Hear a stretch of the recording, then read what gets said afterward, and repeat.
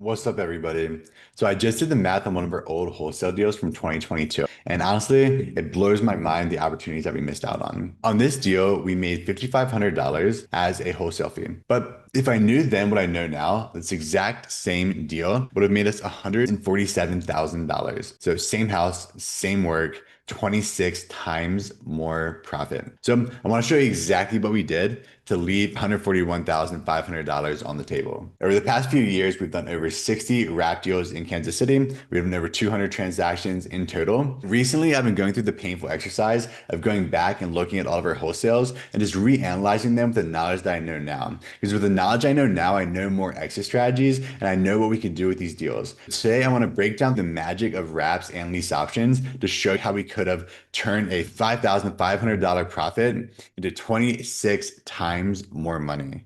If you're wholesaling, I want to open your minds to how we can turn every property into a $100,000 seed that's going to blossom and bloom over time and create residual income for you every single month. Here is what we did in 2022. We bought this house for $89,500. We wholesaled it for $95,000. And then we made a $5,500 assignment fee and moved on to the next deal. We were just a middleman. Here's what we didn't understand then. We weren't building wealth. We were building transactions. Now, at the time, I just didn't know what the people we sold the properties to were able to do with these deals, right? I wasn't aware of the different exit strategies and possibilities. So let's break it down for you with real numbers. I'll show you exactly what this deal looked like. So this property is in Independence, Missouri. And you can see here that we got the house for $89,500 and then we sold it for $95,869. We collected $5,500 as a assignment fee.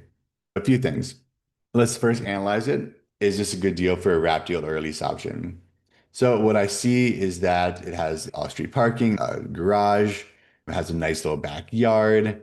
I love this unfinished basement. A lot of our families want additional living space. Even though this is a 3-1, this unfinished basement leaves a lot of possibility that makes this property very desirable. Okay. And now let's look at the actual property when we purchased it. So you can see when we purchased it, it's a little bit dirty. It could use a power washing.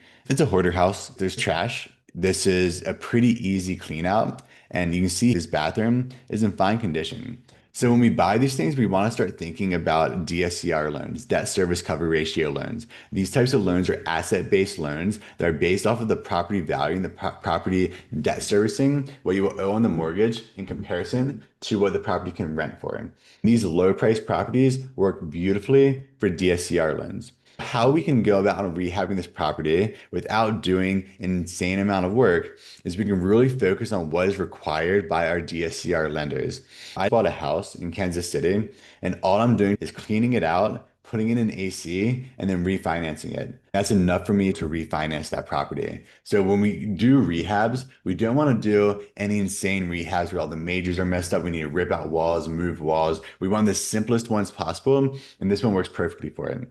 So we just have to clean out a little bit of cosmetic, a little bit of paint. This is the second kitchen we have to clean up. This is exactly what we are looking for. So let's see what the guy we sold and wholesaled the property for actually did with the deal. So as you can see here, they cleaned it up, fixed it up, did a little bit on the kitchen, cleaned up the floors, they cleaned up the basement, and then they sold the house for $167,500. So now let's go look at the actual numbers on what we could have done with it. So ARV is $167,500. That was back in 2022 when they sold the property. $35,000 in repairs, market rents, a rentometer, about $1,650 in between these two. We can always go towards the higher number when we're selling on wraps and lease options because we can always go over that because the family's gonna be owning the house and not just gonna be renting. They'll pay more than they would as a rental. Taxes, I found that on Zillow, $2,500 per year. Insurance, $110 per month. This is an estimate. We got it for $89,500. Now let's play around with what we could actually sell the property for. So the current market value is $167,500. We can usually go 15% over. We probably would not have done as good a rehab as them. We probably do a good rehab, but they did a flip rehab, which has less margin for error. Where for us, we just need to refinance it. I'm also projecting that as the appraised value. Even though we did a lesser job, I still think we can base it off of that number. We can project this upwards. This is similar to a lease option where you have a strike price that increases every single year. Because we're providing in-house financing, we're able to accelerate appreciation. And this is the magic of seller finance deals. If we sold this on a flip, we'd be paying around 10% in overall commissions, buyer commissions, agent commissions, closing costs. For this person, his actual profit was much less than the actual 167,500 he sold it for, right? Because he has to factor in all of these items. When we sell on seller financing and lease options, we do not factor in any of that because we can project upwards and we're not paying agent commissions. Okay. So let's say that we can sell for 192,625, which I feel confident about, and say 10% down, 19,000 down, 9.5% interest.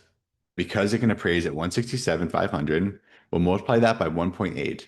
Our DSCR loan will be coming in at that 134,000 mark. Okay. So at that 134,000 mark, at 7.5% interest.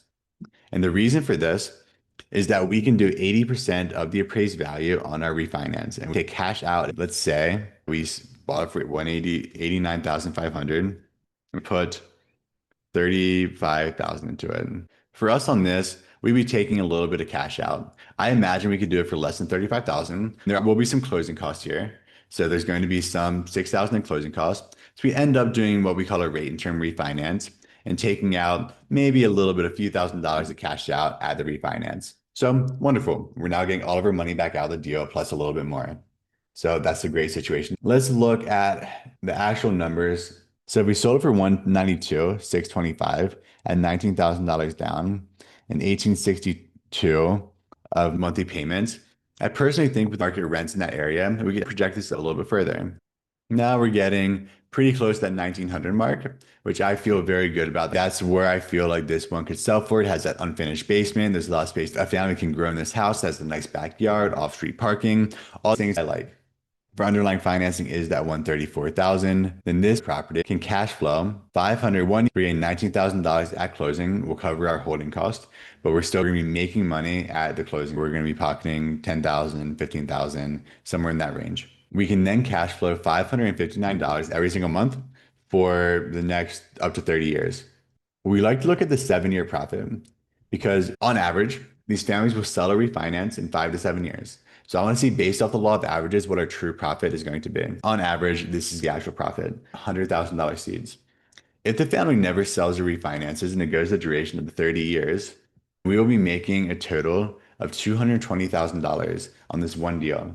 I see this number very often between $200,000 and $300,000 for one deal if it goes the duration of the 30 years. So let me fix this equity number here. This should equal our financed amount minus our mortgage. So the upfront equity is $44,000. And so what that means is that whenever this family sells or refinances, we're going to get a $44,000 payday.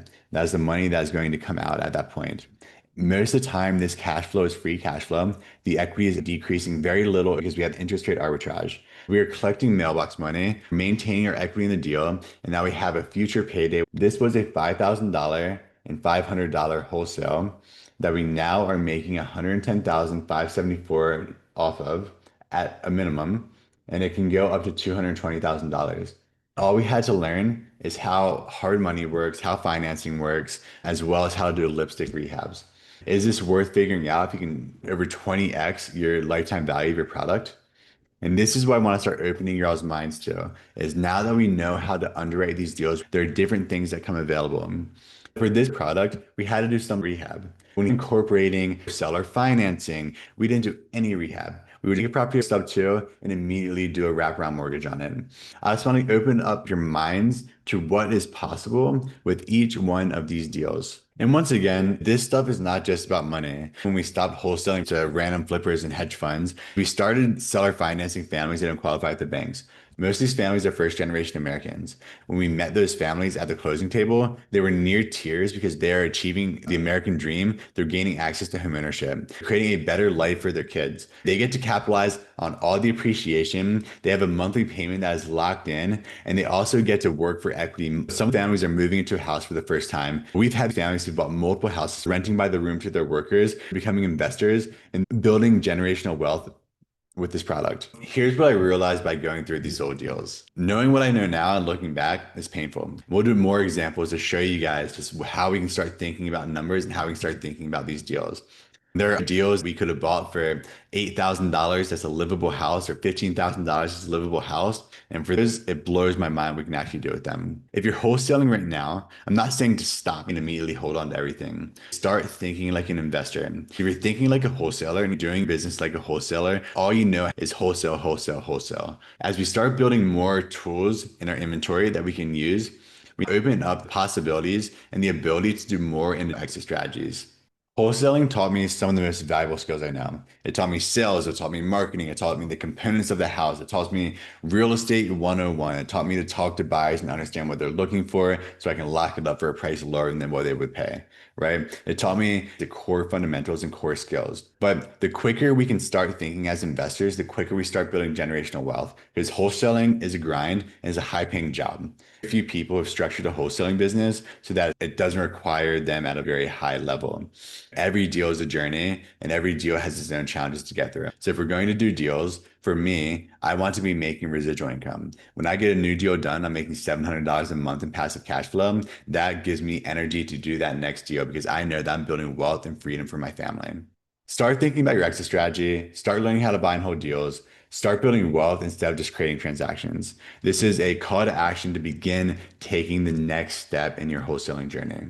If you want to learn more about how to structure these wrap deals, join our school. I have a free training that breaks down our entire process. The link's in the description below. If you enjoyed this video, like, comment, subscribe, share it with your friends. The more we can share this information, the more we can help people do more deals. Thank you all for watching. Give us comments below what you want to see more of from this channel. Let me know if there's any deals that you think you can turn to $100,000 profits. Ask questions, join our school, and looking forward to see you guys in the next video. Don't forget to like, comment, and subscribe.